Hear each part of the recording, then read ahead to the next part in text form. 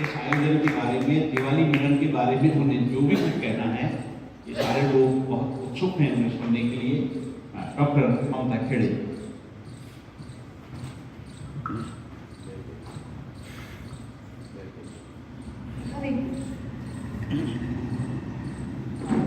महाराष्ट्री को प्रणाम करती हूँ और हमारे साधुश्री बिहारी जी को भी प्रणाम करती हूँ। मंदिर के प्रांगण सनातन पद्धति में सदा विचार विमर्श, शास्त्रार्थ, कटु हो गए तर्कों के अस्त्र और उनसे निकले संवाद और उन संवादों से निकली हुई संस्कृति के लिए आदिकाल से साक्षी रहे हैं। भगवान सत्यनारायण अवतार नहीं है, अवधारणा है जो भारतीय जनमानस से निकली और इसलिए हमारा सबसे प्रिय देवता है।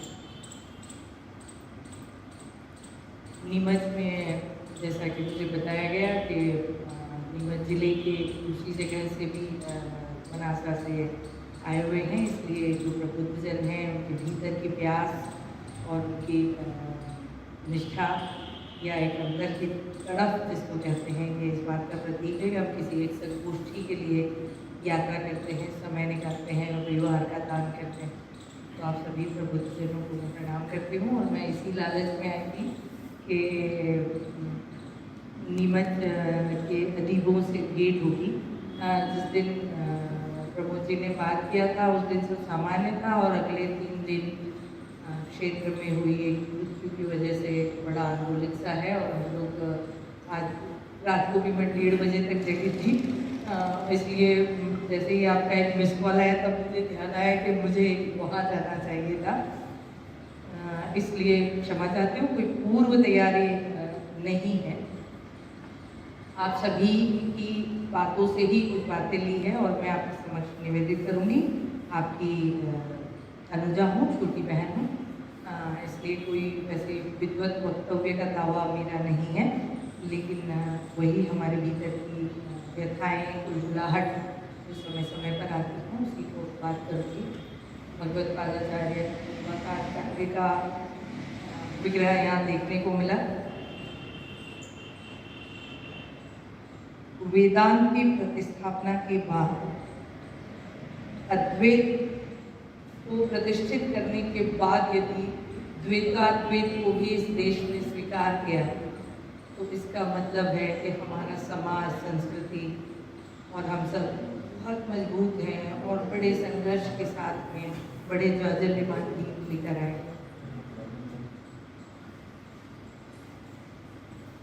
एक छोटा सा मज़ेदार बात है, मैंने यहीं बैठे बैठे सोची थी कि समाज, संस्कृति और मैं की हम लोगों ने सबने अलग अलग व्याख्या की। मैं भी एक छोटा सा खासकर ध्वन्यार्थ दूंगी, अहमता।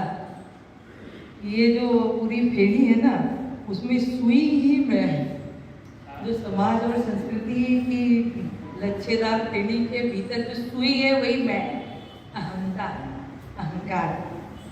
क्योंकि जैसे भाईश्री कह रहे थे कि आध्यात्मिक अर्थ में जब तक आप स्व की स्थापना नहीं कर लेते, स्व की पहचान नहीं कर लेते, तब तक आप समष्टि तक नहीं जा पाएंगे। जब मैं कौन हूँ ये नहीं समझेंगे तब तक वो कौन है और उससे मेरा क्या रिश्ता है वो मैं नहीं समझूंगी। पूरा वेदांत, देश की सदियाँ इस चिंतन से भरी पड़ी हैं कि मैं कौन हूँ और उससे मेरा क्या रिश्ता है। तो ये आध्यात्म स्तर की बात है, लेकिन हम जब समाज के स्तर पे उतरते हैं तो 2 चीज़ें आती हैं। संस्कृति, समाज अपेक्षाकृत एक भौतिक वस्तु है और संस्कृति अपेक्षाकृत आध्यात्मिक वस्तु है। हम लोग अरण्य संस्कृति से आए, वेद पूरा बन गया, उसके बाद भी मेरे उपनिषद का ऋषि कहता है अथातो ब्रह्म जिज्ञासा। इसलिए ये आज़ादियों का देश है, ये खिलंदड़ों का देश है।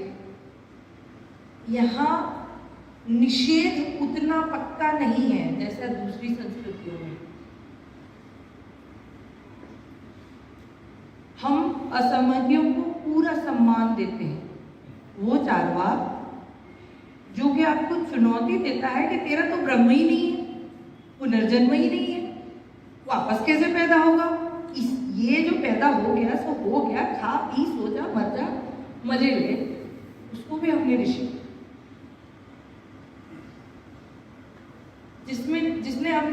जिसे हम जिन दर्शनों ने, जैन दर्शन और बौद्ध दर्शन ने हमारे पूर्व की सारी प्रतिस्थापनाओं को नकार दिया, उनको भी हमने अवतार।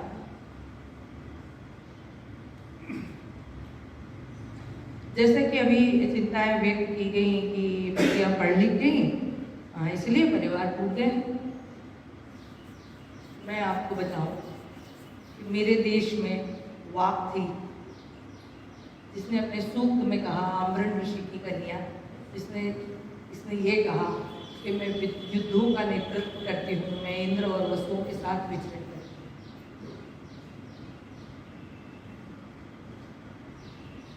मैं सोम का आवाहन करती हूँ और मैं यज्ञ के पुरोधाओं को दान देती हूँ और यज्ञ के लिए सुविधाएं पैदा करती हूँ। इस स्तर की नेत्री जो है भारतीय समाज के बहुत प्रारंभिक युग में, और उसको समाज ने स्वीकार किया। कभी कोई मैत्रेयी आकर खड़ी होती है और याज्ञवल्क्य से कहती है कि धन का बंटवारा दो पत्नियों के बीच में करके तुम जिस सुख का को लेने के लिए जा रहे हो, वो सुख क्या, ये जो धन तुम दे के जा रहे हो उससे मुझे मिले? याज्ञवल्क्य सन्न रह जाते हैं कि नहीं देवी, इसीलिए तो इसको छोड़ के जा रहा हूँ। तो बोले अब मुझे क्यों छोड़ के जा रहे हो, जब ये धन इतना मामूली है, इतना निकृष्ट है कि वो उस सुख को नहीं दे सकता और उसको छोड़ के तुम चले जा रहे हो, तो मैं तुम्हारे साथ चलूँ। उन्हीं याज्ञवल्क्य से राजा जनक की सभा में गार्गी पूछती है, सारी गायें तुमने हाँक ली हैं, तो अपने आप को इतना बड़ा पंडित समझे हो, मेरे प्रश्नों का जवाब तो दे दो। राजा जनक की सभा में राजा की और ऋषियों की आज्ञा से गार्गी असंख्य प्रश्न याज्ञवल्क्य से पूछती हैं और याज्ञवल्क्य क्रमशः जवाब देते। ये उस समय का समाज। शकुंतला अपने मन से वरण करती है और वरण किए हुए से ठुकरा देने के बाद उस समाज के सामने अड़ के खड़ी हो जाती है कि ये राजा जिसने धोखे से मुझसे विवाह किया और ठुकरा के चला गया, लेकिन इसको मेरा वरण तो करना पड़ेगा। और कर्ण की ऋषि सत्ता भले बहाना मुद्री हो और मुंदरी जो है वो हमारे सारे कवि रूढ़ियों का केंद्र बिंदु बन गई हो, लेकिन क्या कर्ण की सत्ता नहीं होती तो शकुंतला को उसका मान मिलता या इस भारत देश को हमारा केंद्रीय नेतृत्व मिलता? प्रश्न जड़ हो जाने का।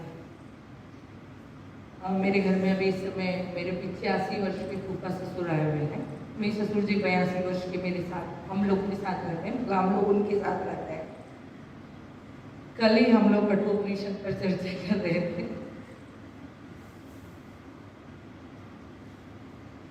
तो वो यही कह रहे थे, भगवत्पाद रामानंदाचार्य जी की टीका वो पढ़ रहे हैं इस समय कठोपनिषद, तो वो यही कह रहे थे कि इतना हमारा मतलब उपनिषद का जमाना यदि बहुत वैज्ञानिक तरीके से भी देख लिया जाए तो ईसा से 2-3-4 हजार साल पुराना तो पक्का है ही है, और श्रुति परंपरा और कितने पुराने समय से चल रही थी हम नहीं कह सकते।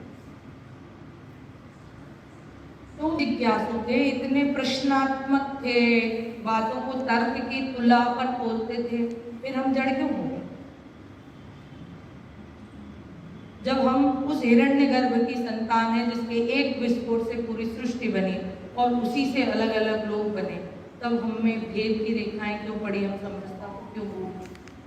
समाज के और संस्कृति के मूल प्रश्न यही आते हैं जिस दिन हमने अपने आप को तर्क की तुला पर तोलना छोड़ दिया। बच्चे हमारी बात क्यों नहीं मानते? इसलिए नहीं मान रहे क्योंकि वे हमसे ज़्यादा मेधावान है। स्वीकार करने में थोड़ा कष्ट होता है, लेकिन वे हमसे ज़्यादा बुद्धिमान हैं। जब हम अपनी बात को उसकी बुद्धि की तलवार के सामने नहीं टिकने देते और थोपने लगते हैं, उस समय वो हमको अस्वीकार कर देते हैं। मूल प्रश्न ये हुआ कि हमने हमारी पोथियों को, हमारे ज्ञान को, हमारी किताबों को, हमारे वेदों को, उपनिषदों को लाल पोथी में बांध दिया और उसमें लाल फूल चढ़ा दिया और बंद करके नियम के हिसाब से पूजा करते हैं। अब हमारे भागवत पाठी महाराज जी भी उसको जब निकालते हैं ना, तो कथा ज़्यादा करते हैं कि वो फलाने की बहू ने उसको ऐसे कर दिया था इसलिए ऐसा हुआ। निंदा में ज़्यादा आनंद है। कितनी कथाएं मूल श्लोकों को लेकर पढ़ी जाती हैं, या कितने वाचक या कितने श्रोता उन मूल श्लोकों से प्राप्त अर्थ को गिनते हैं या गुनते हैं। क्षरण का, भेद का नीचे चले जाने का कारण है क्योंकि हमने कुछ चीजों की प्रतिस्थापना कर दी कि यही है और इसके अलावा कोई और स्वीकार नहीं है, जबकि मूल रूप से भारतीय समाज वो नहीं। हमारा धर्म धारयति इति धर्म, मजहब नहीं, रिलीजन नहीं, हम कल्चर नहीं, हम संस्कृति। जैसे भाई साहब अभी कह रहे थे, संस्कृति का मतलब कि जो कृति है उसमें लगातार परिष्कार किया जाए, उसको सुधारा जा सके, उसे और बेहतरी के लिए युगानुरूप प्रयास किए जा सके। इसलिए हम जिंदा हैं और आज भी सर्वश्रेष्ठ होने का दावा ठोकते हैं और दावा है। क्यों? क्योंकि मैं जैसे अभी कह रही थी कि वेदों की रचना के बाद भी मेरे उपनिषद के ऋषियों को ये छूट थी कि वो ये बोले कि ब्रह्म वायु है, कि आकाश है, कि पृथ्वी है, कि अग्नि है, या इससे कुछ और ऊपर है। आओ हम इस पे चिंता